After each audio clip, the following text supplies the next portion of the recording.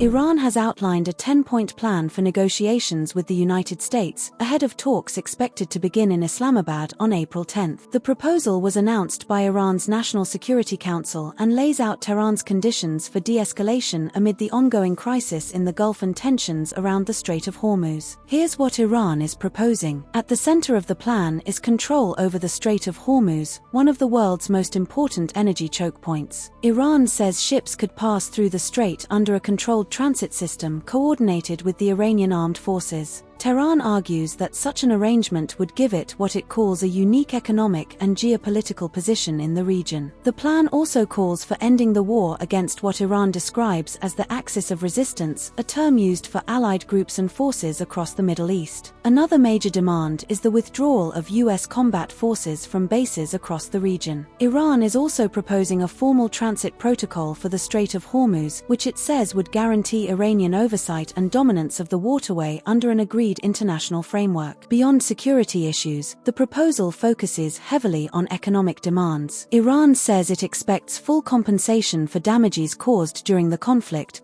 though it did not specify a figure. Tehran is also demanding the complete lifting of U.S. sanctions, including both primary and secondary sanctions, as well as the removal of restrictions imposed by the UN Security Council and the International Atomic Energy Agency's Board of Governors. Another key demand is the release of Iranian assets frozen abroad, which amount to tens of billions of dollars held in foreign banks. Finally, Iran says all of these commitments must be formally ratified through a binding United Nations Security Council resolution. That would effectively lock the agreement into international law. The proposal sets the stage for what could be a high-stakes diplomatic effort in Islamabad later this week, as tensions remain high between Washington and Tehran, with the Strait of Hormuz at the center of the crisis and global energy markets watching closely. The talks could determine whether the standoff moves toward negotiation or further escalation.